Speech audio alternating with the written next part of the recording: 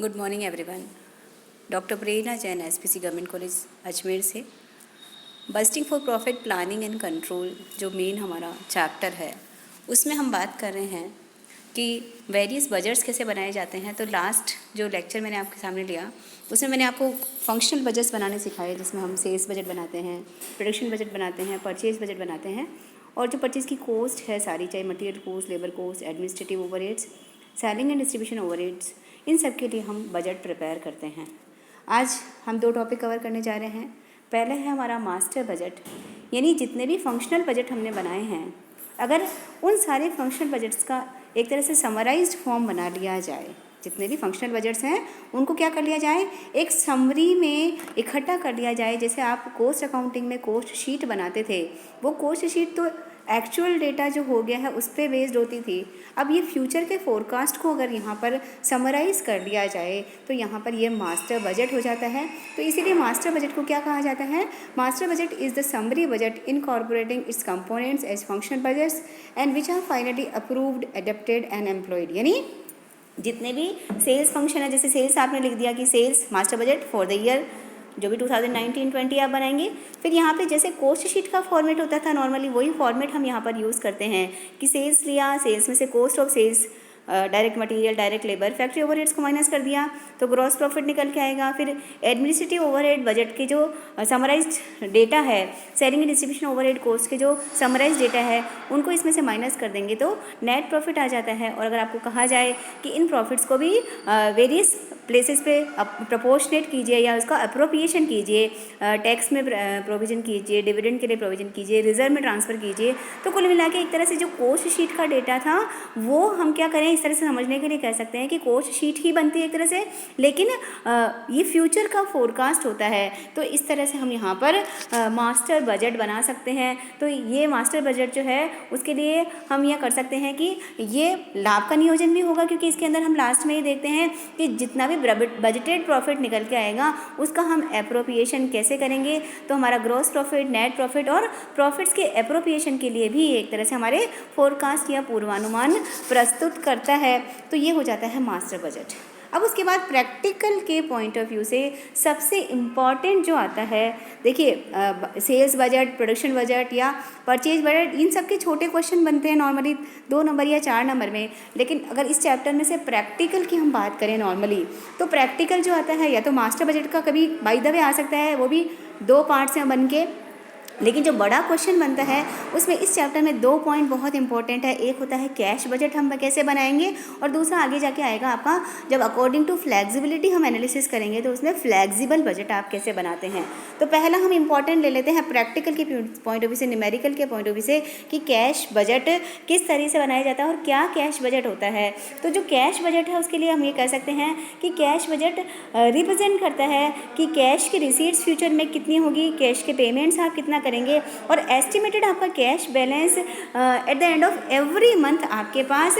कितना अवेलेबल रहेगा, राइट। तो एक तरह से कैश बजट एक स्टेटमेंट के फॉर्मेट में ही हम बनाएंगे, जिसके अंदर हमारा बताएगा कि सोर्सेज क्या है कैश के, यानी कैश रिसीट्स कहाँ से होगी, यूजेज ऑफ कैश कहाँ होंगे, यानी कैश के पेमेंट्स क्या होंगे, और जो भी हमारे एस्टिमेट्स होंगे इनको प्रीवियस जो एक्चुअल हमारी कैश का डेटा है उससे यहाँ पर कंपेयर करेंगे। और ये बताएगा कि हमारी पीरियड के एंड में, यानी मंथली बनाएंगे तो मंथ के एंड में हमारी कैश की पोजीशन क्या होगी, वही हमारा ओपनिंग बैलेंस होगा नेक्स्ट मंथ के स्टार्टिंग में। और उसके बाद कहाँ कहाँ से कैश आएगा उसको ऐड करते चले जाएंगे, और किन किन हेड्स पे हमें कैश का पेमेंट करना पड़ेगा वो हम एक तरह से कैश फ्लो स्टेटमेंट हम बनाया करते थे, या फाइनेंशियल मैनेजमेंट में आप देखेंगे वो कैश फ्लो स्टेटमेंट होता है, पर ये बजटेड डेटा, एस्टिमेटेड डेटा के बेस पर होगा, इसलिए यहाँ पर इसको कैश बजट कहा जाता है, राइट। अब ये जो कैश बजट बनाएंगे हम, उसके लिए हम ये कह सकते हैं कि कैश बजट के बहुत सारे पर्पस हम यहाँ पर कैश बजट बना के हम पूरे कर सकते हैं। क्योंकि कैश बजट जो आप बनाते हो इससे आपको सबसे पहले आपको पता लग जाता है कि आपके पास फ्यूचर में आपके पास कैश की पोजीशन कैसे होगी, यानी ये इंश्योर करता है कि हमारे पास सफिशिएंट कैश होगा जब हमें ज़रूरत पड़ेगी रेवेन्यू या कैपिटल एक्सपेंडिचर्स के लिए, क्योंकि आप पता लगा लेंगे कि फ्यूचर में हमें इतना सेल होना है, इतना पैसा यहाँ से आना और हमें खर्चा इतना करना है, तो ultimately at the end of every month या at the end of every budgeted period हमारे पास कैश की पोजीशन क्या होगी। और आपको क्लियर पता लग जाता है कि हमारे पास हम अपने सोर्सेज से कहाँ से पैसा आ रहा है। सेल्स जब अच्छा होगा तभी तो कैश बजट में आपके पास पॉजिटिव फिगर्स होंगे। तो आपको ये भी बता देता है कि हमारे जितने भी कैश के जो सोर्सेज हैं उससे हमारी आवश्यकताओं से उसका कोऑर्डिनेशन हो गया है, राइट। ये जो बजट है वो हमें ये भी बताता है कि अगर शॉर्टेज ऑफ कैश है तो पहले से हमें पता लग जाएगा, तो हम क्या कर सकते हैं, बैंक ओवरड्राफ्ट की व्यवस्था करनी है या कहीं से अगर हमें लोन लेना है तो उनको भी हम अरेंज कर सकें। भाई eight the end of the month अगर आपको लगता है कि रिसीट्स तो कम हुई और एक्सपेंडिचर्स ज़्यादा हो गए हैं, फ्यूचर का फोरकास्ट ही तो करेंगे ना, तो फ्यूचर में सपोज कीजिए आप जनवरी के लिए फोरकास्ट करें और जनवरी के एंड में आपको लगता है कि हमारे पास तो इस महीने में तो सेल कम होगी, पैसा कम आएगा, सोर्सेज ऑफ कैश कम है और एक्सपेंडिचर्स ज़्यादा है, तो eight the end of month हमारा निगेटिव कैश बैलेंस रहेगा, यानी हमें कैश की ज़रूरत पड़ेगी। तो पहले ही आपको पता लग गया, तो आप क्या मुझे बैंक से ओवरड्राफ्ट लेना चाहिए या किसी सोर्स से लोन लेना चाहिए, वो आप प्रोविजंस पहले से ही कर सकते हैं। और अगर हमारे पास कैश अगर एक्स्ट्रा अवेलेबल रहता है किसी मंथ के एंड पे, तो आप कुछ ऐसे ऑप्शंस भी ट्राई कर सकते हैं कि अगर मेरे पास पैसा अवेलेबल है तो क्यों नहीं, जैसे अगर हम मटीरियल खरीद रहे हैं तो क्यों नहीं हम बल्क परचेज़ कर लें ताकि हम डिस्काउंट फैसिलिटी को अवेल कर सकें। तो अगर अवेलेबिलिटी ज़्यादा है तो उसके एडवांटेज उठाए जा सकते हैं, और अगर शॉर्टेज है तो उसके लिए भी बैलेंस मैनेजमेंट किया जा सकता है। और जो एक्सेस फंड्स हैं, अगर फिर भी बहुत ज़्यादा एक्सेस फंड्स हैं तो या तो आप उसको डिस्काउंट फैसिलिटी के लिए यूज़ कर सकते हैं या फिर हम शॉर्ट टर्म या लॉन्ग टर्म कहीं इन्वेस्टमेंट कर सकते हैं क्या, तो वो इन्वेस्टमेंट के डिसीजंस भी हम यहाँ पर कैश बजट के बेसिस पर ले सकते हैं। तो कुल मिला के हम ये कह सकते हैं कि जो कैश बजट आप बनाते हैं ये पर्पज़ के बेसिस पे भी आप बना सकते हैं कि इसको महत्व में भी आप ट्रांसफ़र कर सकते हैं। इसी पॉइंट से क्या बना सकते हैं कि रोकड़ बजट बनाने के लाभ क्या है, तो लाभ यही होगा एक तरह से, पर्पज बोल दीजिए या लाभ या महत्व बोल दीजिए कि ये कुल मिला के हमारे रोकड़ की पोजीशन बता देगा। अगर एक्स्ट्रा रहेगा तो इन्वेस्टमेंट के अरेंजमेंट कर सकते हैं, कम रहेगा तो कमी को दूर करने के लिए हम और भी ऑप्शंस बना सकते हैं। और अगर शॉर्ट टर्म हमें उधार लेना है तो उसके बेसिस पे भी ये काम करेगा और हमारी रिसीट्स एंड पेमेंट्स का कोऑर्डिनेशन ये कर लेता है। तो ऐसे में नॉर्मली हम बैंकरप्ट होने की स्थिति से बच सकते हैं। और अगर हमारे पास लिक्विडिटी पोजीशन अच्छी है तो उसे भी कंट्रोल किया जा सकता है, राइट। तो इस तरह से ये जो कैश बजट आप बनाएंगे, इस बजट को हम इसके लाभ बोल दीजिए, इसके महत्व बोल दीजिए या इसके उद्देश्य बोल दीजिए, तीनों ही पॉइंट्स को यहाँ पर इन्हीं पॉइंट्स के बेसिस पे हम यहाँ पर क्वेश्चन की लैंग्वेज कुछ भी आए उसके अकॉर्डिंग इन पॉइंट्स को बेसिकली वहाँ पर हम शो कर सकते हैं। अब जब कैश बजट आप बनाएंगे तो नॉर्मली कैश बजट वैसे तो आप बजट बनाएंगे तो पीरियड ऑफ कैश बजट क्या होगा वो आपकी संस्था की परिस्थितियाँ कैश का रोटेशन पे डिपेंड करेगा। लेकिन 3 तरीके से कैश बजट बन सकता है। एक होता है हाफ ईयरली कैश बजट, यानी